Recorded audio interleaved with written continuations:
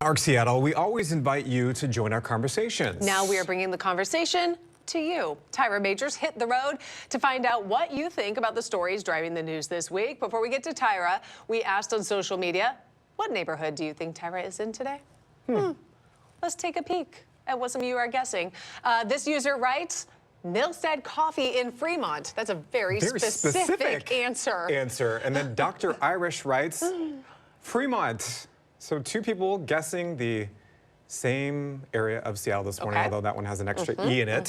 So Tyrah joins us now. So Tyrah, did our viewers get the guess right? Are you in Fremont this morning? You know, our viewers are very clever. They know exactly where we are. We are just north of Queen Anne in Fremont. And Stephen Kelly, you might be familiar with where I am right now. Do you recognize this statue here? This is the famous JP and Gertrude statue. If you grew up in the Seattle area like you two did, and maybe even grew up watching this children's television show, JP and Gertrude, then you are very familiar with where we are. And this is just one of the things that makes Fremont special. I mean, it is just filled with local landmarks like this one.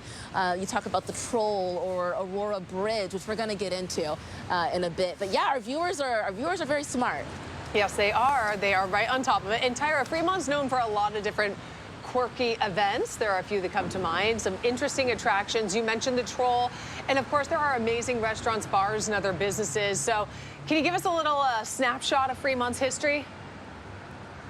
Absolutely. So in the since the early 1970s, I should say, people who live here have been referring to Fremont as the center of the universe. And it makes perfect sense. Fremont has a little bit of everything. It's got a great waterfront, the perfect ratio of office spaces, shops and restaurants, and residential neighborhoods as well. And the history. So Fremont, it was originally a separate city, and it was annexed to Seattle in 1891, named after Fremont, Nebraska, the hometown of two of its founders.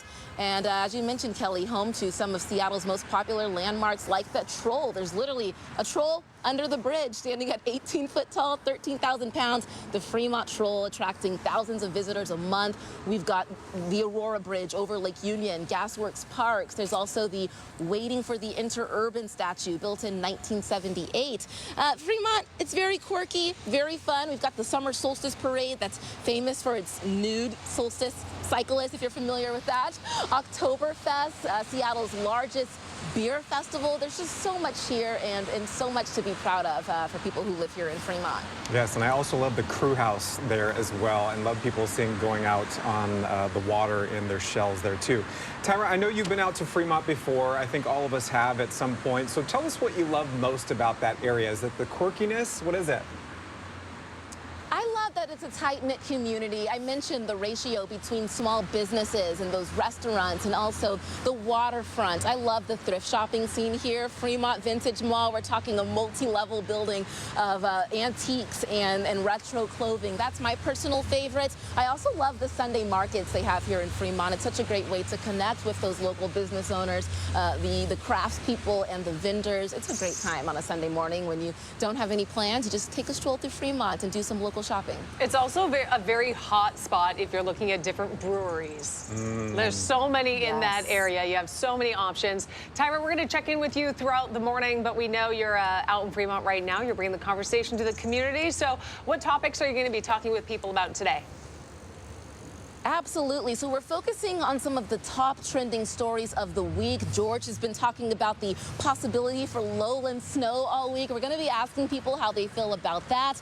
Also, there's been an uptick in shoplifting, not just here in Fremont impacting businesses, but around the Sound. So we'll be asking them about that. Also, cafe expansions in residential neighborhoods. I'm sure people will have a lot to say about that. Stephen Kelly. We've been asking people about the possibility for lowland snow, which George Waldenberger was just talking about here on ARC Seattle. We've also been talking to people about the rise in shoplifting, or at least we will be shortly. You know, it's just such a big issue that's been plaguing our region, not just in Fremont, but certainly retailers here have been hit hard by it. Tyrah, tell us a little bit about some of the conversations you're having in the community.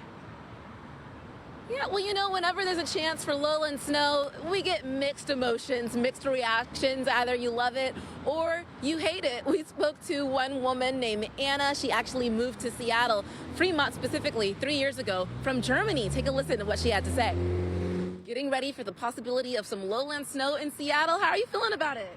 I'm feeling great about it. I think I'm slightly worried about getting to work, but I live really close to my workplace, so I'm just gonna walk. And I've actually never been in Seattle when it snowed, so it would be my first time, so I think it's pretty exciting. I might take like a stroll. Sometimes I go to the market that's happening on the weekend, and I do like a long run as well, so I'll see with the snow. I think I'm like, I will test it and hopefully not fall. I usually bike a lot as well, so we'll see.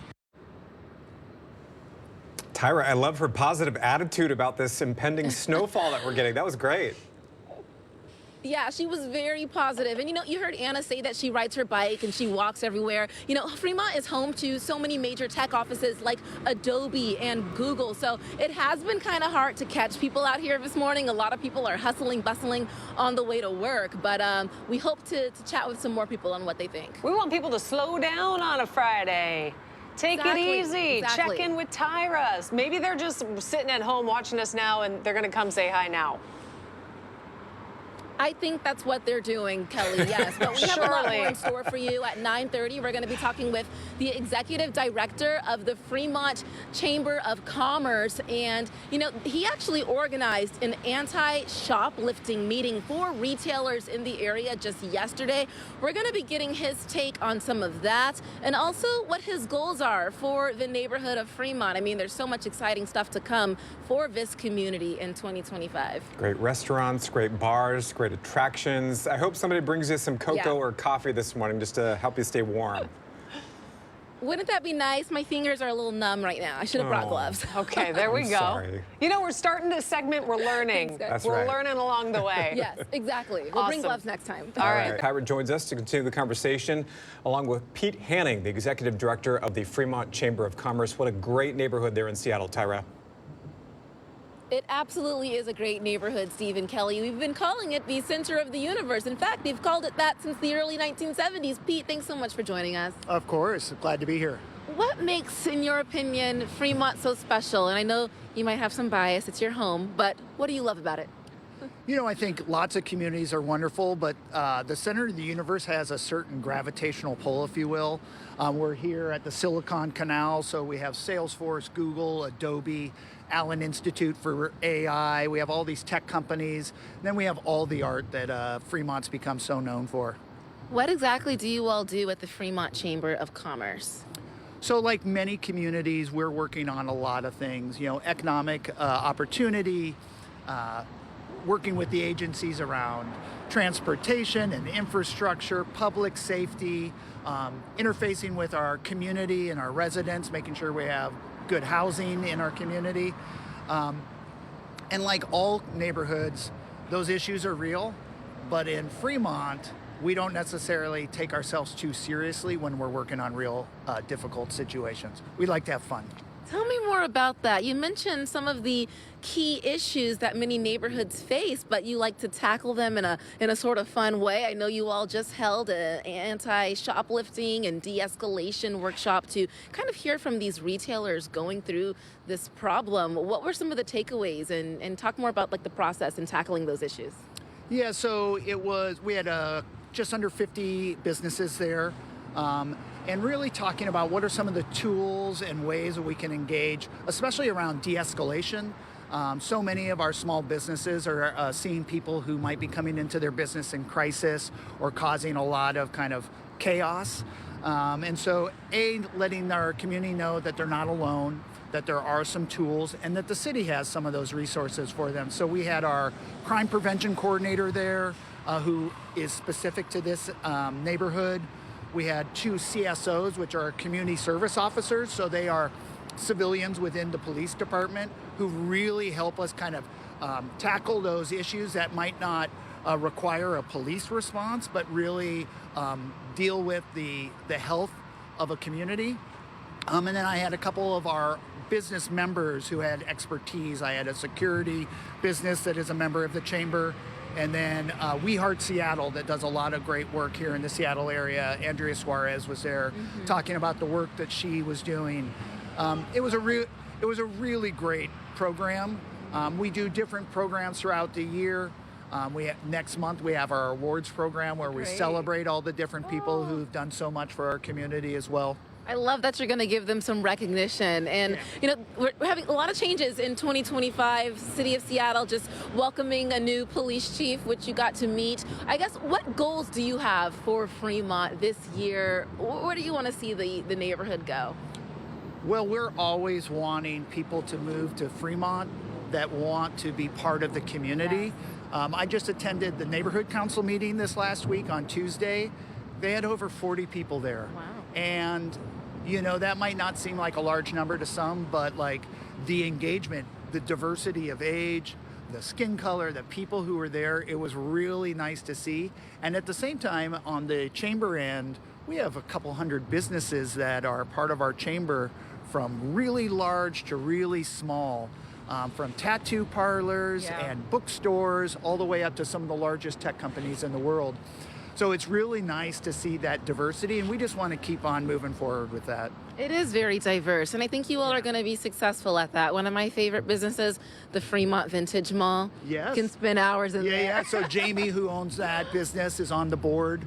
So he's really involved in Fremont in lots of ways. And the Fremont Vintage Mall is, it's a place to find all kinds of treasures. Yeah. So, you know, Pete, we just launched this new segment on ARC Seattle where we're bouncing around live to different communities around the Puget Sound region. And we decided to start here in Fremont. Now, for people who have never been to Fremont, why should they come?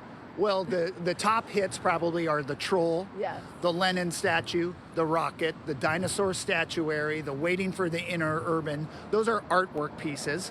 Then you're going to want to hit places like the Vintage Mall. You're going to want to come for a Sunday market weekend, see all the craft folks there. If you're in Upper Fremont, you know, the zoo is part of our membership. The zoo is always a beautiful place to go. And then besides Milstead Coffee, which I know you and I both have had coffee here there this morning, they do some of the best coffee in the city. I would be remiss if I also didn't mention my local, which is Lighthouse Coffee.